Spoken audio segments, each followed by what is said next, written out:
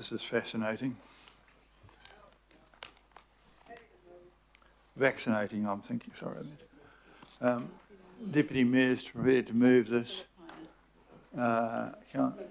Councillor Filippina is seconding this, I believe. Thank you very much. I'd welcome you to the stand here and explain this to us, Yvonne. Tracy Gers, sorry. Thank you, Your Worship. So this paper is really just to ask the governing body to delegate authority to the chair of the Budget and Performance Committee to approve interim and full year financial results. I'll take the paper as read and welcome any questions. Thank you. In essence, this is giving that role to Greg as head of the Budget and Performance Committee, so that the Mayor and I can't do this because I've got to actually sign the bloody things. It seems to be a sensible recommended process from the staff, is that correct? Any further questions, or this can be dealt with? Thank you for that. Seems to be a very clear paper and not enormously controversial. Any further debate about this? I'm quite happy that this works well. So I'll put the motion. All those in favour, please say aye. Aye. To the contrary, carried. And you've got a little bit more work to do there, Gregory. Item 8.4, which is the referred from the Regulatory and Safety Committee. Paul is here. This requires a little bit of explanation that this is not actually about less rubbish bins. This is something different.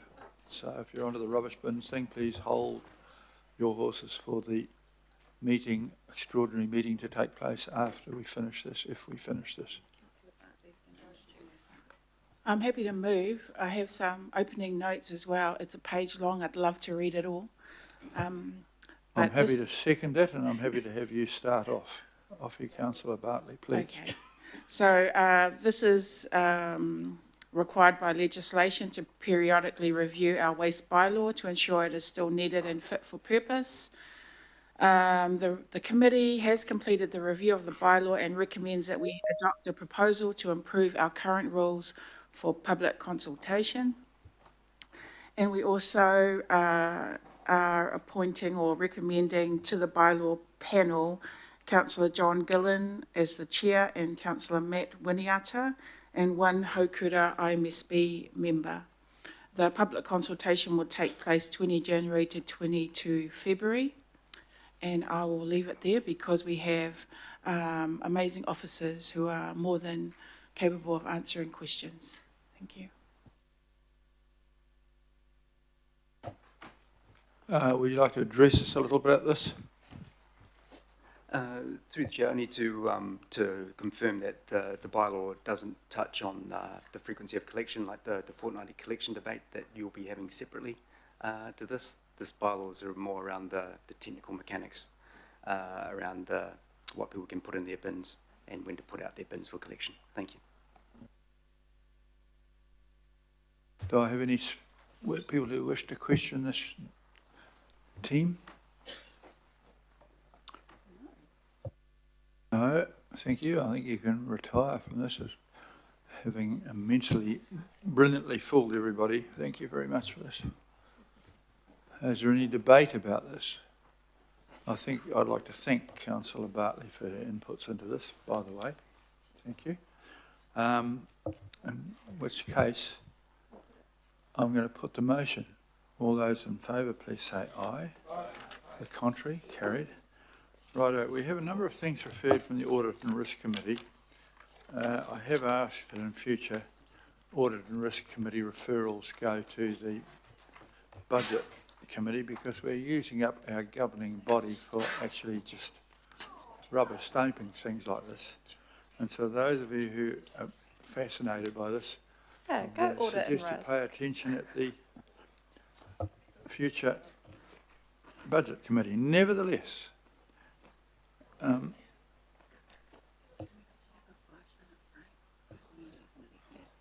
what? I might just, if I can, I might just explain. So there has been a discussion about these audit and risk reports. It is an important discipline that the Audit and Risk Committee reports up, gives feedback and so on to the broader governing body. That's in satisfaction of some of your broader fiduciary responsibilities from a governance perspective. But it is probably more appropriate going forward, and we've had a discussion with Councillor Sayers, that some of them go to the budget and performance one, and that the discussion here is less about, if you like, the process and more about the few genuinely strategic risks that the organisation is facing, and will cause, through a different type of reporting, that discussion to happen here.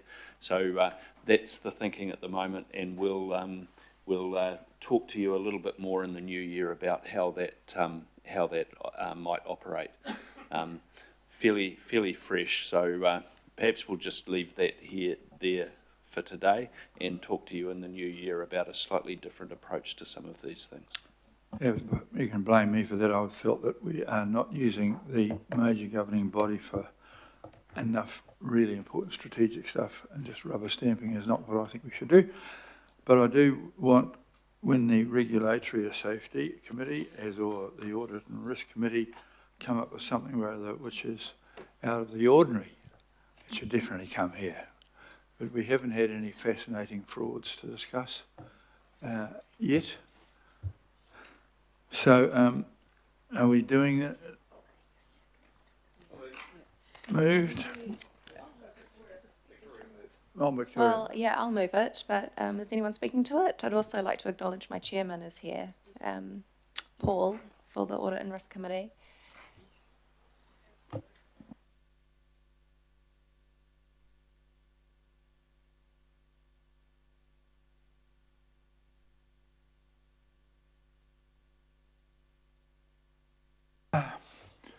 Apparently some people haven't arrived that were supposed to be arrived for this. Merla is not here. Okay, on that case, we'll leap forward. Paul, our independent chair of the Audit and Risk Committee, is pawing the ground to address us. And so we will move, instead of 8.5 to 8.6, I'm happy to move this, and the Deputy Mayor will probably be happy to second it. But sharp, Paul, and you... Sorry, I thought I'm I had sorry, moved it. Councillor Sorry, Short. Mayor, you keep forgetting about me.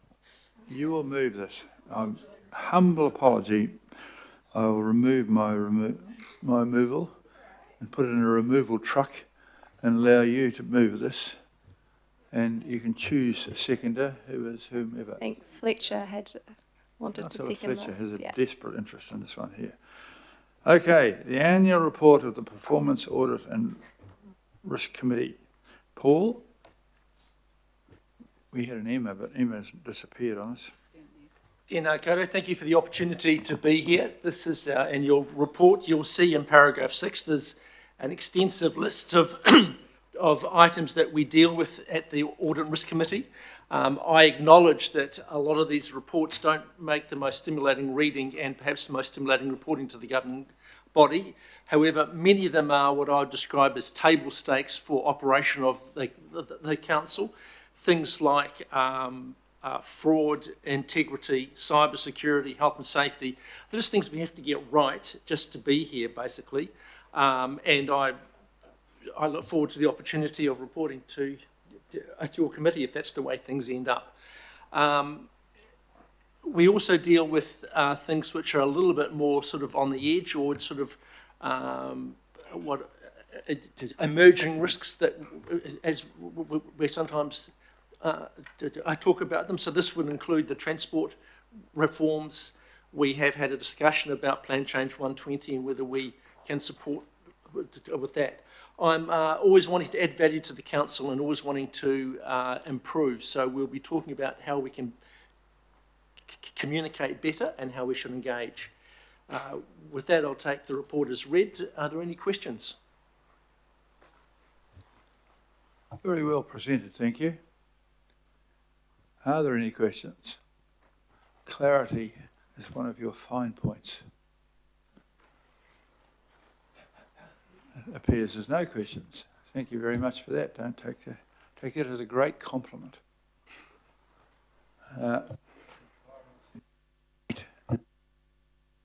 Councillor Short would like to clarify issues. Believe it or not, I actually find the Audit and Risk Committee the most exciting out of all the committees, besides Value for Money. That's close number two. But When no, you find a fraud, you'll find it suddenly unbelievably exciting. But yeah, then I know. I'm looking bit for boring. one. Looking for one now. But no, thank you, Paul, for your work, and also to the lead officers and everyone involved, and to my colleagues, Christine Fletcher and Lotu as well, for being part of this committee. But yes, I am very excited. I'm also excited about the health and safety work that's going on behind the scenes, and the 3-year plan to make everything a bit more consistent within Auckland Council and the group there. So I'm really, really excited with that work. So thank you again, and believe it or not, it is the best committee out there. Challenge me, I dare you. Not me.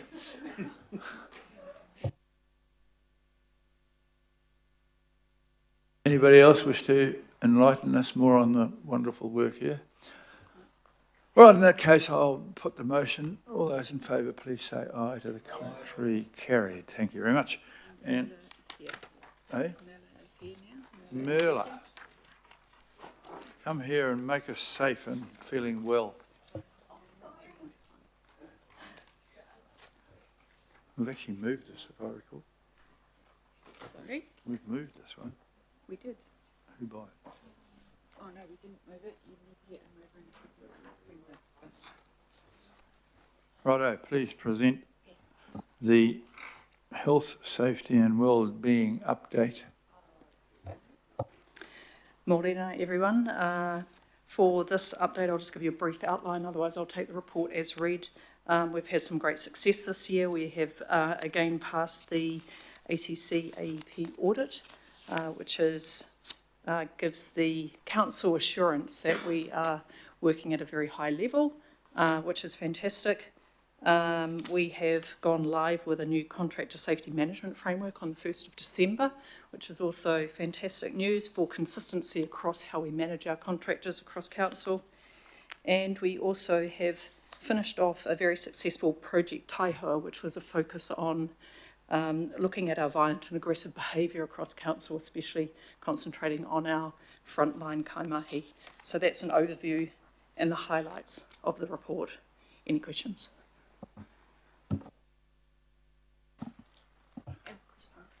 I understand you have done great work in reducing our ACC levies as well, so I want to thank you and congratulate you for that. I'll take a question from Councillor Hills, please. Thanks, Mayor.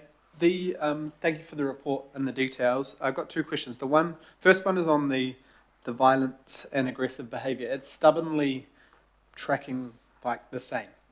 And I know this is not something necessarily we control totally because it's individuals, but are there further things we're looking at into the new year? Is it redoing promo? Is it more security?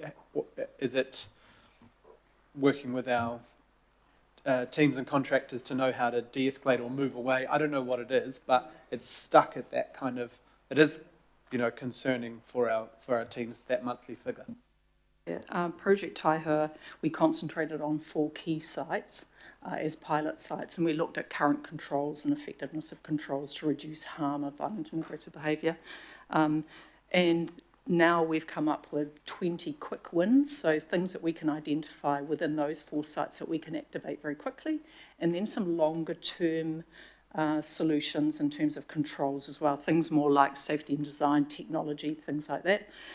We can do some more work with our de-escalation training, get a centralised model, make sure we've got consistency there. The idea is that those 4 sites pilot and trial those things. We look at success over there, see if there is a reduction in harm as well as incidents, and then we look at scaling that across the whole of council.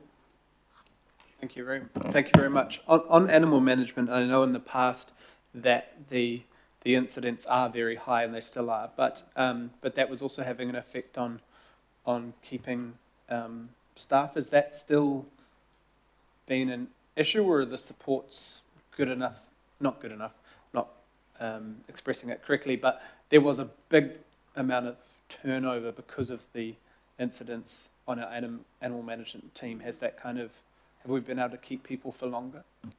I don't have the exact figures on that, sorry, but it's my understanding at the moment that our staffing is pretty consistent there. We did have a bit of a push to increase staffing at the beginning of last year, but we have done quite a lot of work in this particular project as well, not only with our animal management officers, but also with our shelters. So they were one of our target groups that we worked with. And two, one just on stress. I'm sure it's a management issue.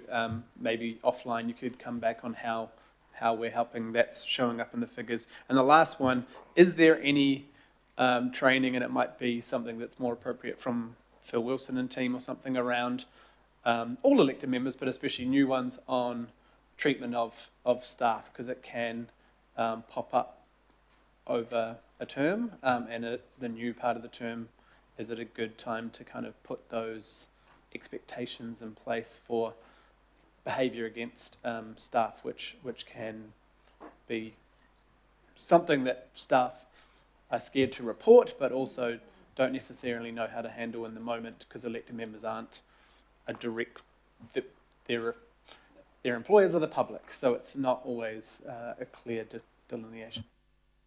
I know we are doing some work on the elected members induction at the moment, and we've also got a new document around psychosocial risk and harm, so that gives some really clear, it clearly outlines the controls that we should have in place to reduce that type of impact on kaimahi and elected members. Thank you. Watson, please.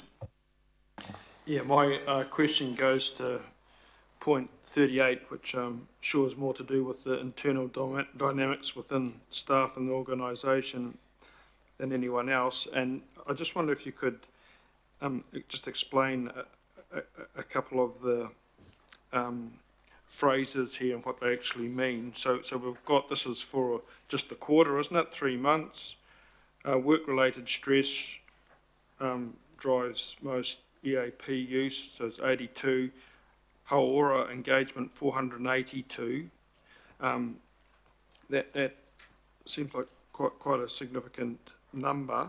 So could you just say a little bit about that Hauora engagement? I know it talks about team dynamics, so we assume that's just relationships with people inside their various departments, and I guess stress, personal challenges that come out. But the thing that intrigued me a bit was this very precise figure of 26.8% were preventative. So could you just explain a little bit about the process of the Hauora engagement and the basis by which instances were defined as being preventative? So firstly, EAP use is through our telehealth provider, so people seeking professional support in terms of things that are going on, and that's a confidential advice and support network. The Hauora engagement is engagements through a team within my team, so it's a Hauora wellbeing team.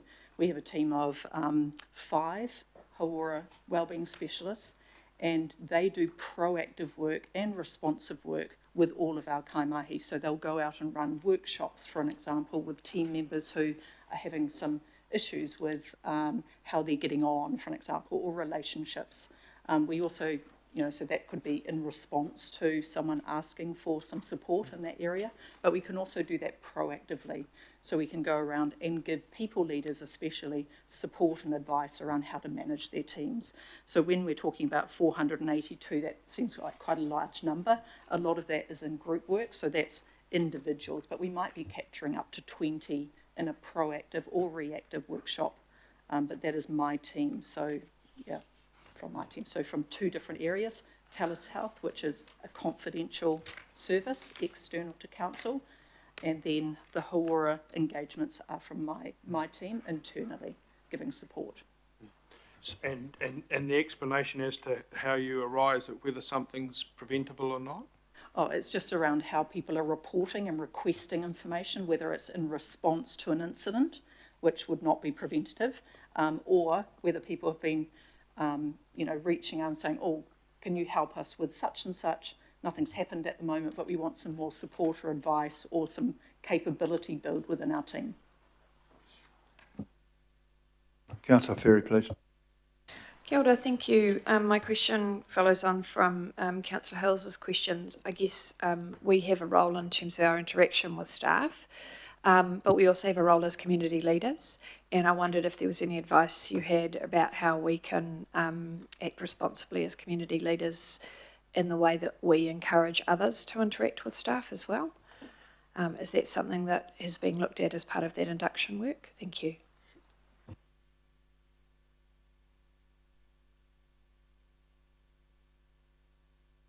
Yeah, thank you, Councillor Ferry. Look, I think that all of us in leadership roles have a responsibility to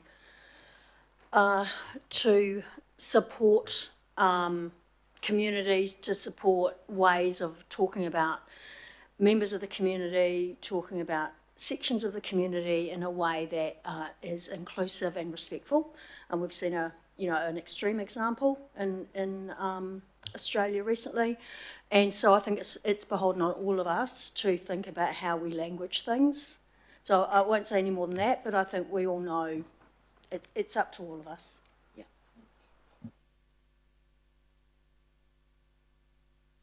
So Newman, please. As answered.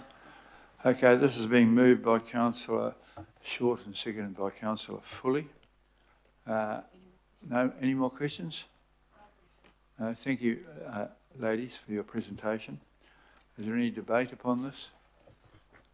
In which case I will put the motion. All those in favour, please say aye. Aye. To the contrary, carried. Thank you very much for that.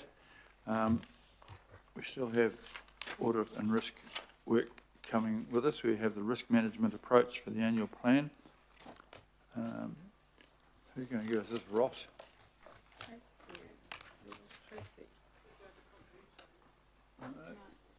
One of the risks is Ross is not here. No, he is. Yeah, Ross is here. Ross is there. Well, Ross is coming. Councillor Sayers, will you move this to see?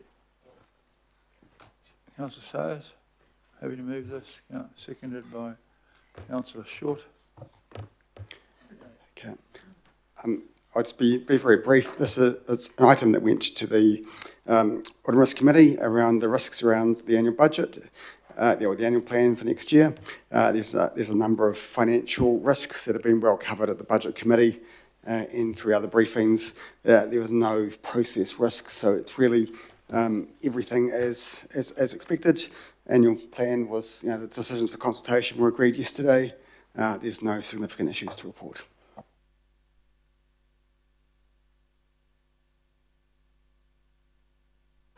I mean, are there any questions? The questions are that a lot of them are related to the risks of your savings and things which we have put upon you, and we wish you very well in dealing with those risks.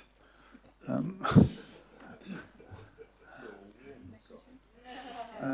you are. Any comments? We've had a fair old go at this, most of them yesterday, but thank you very much for this.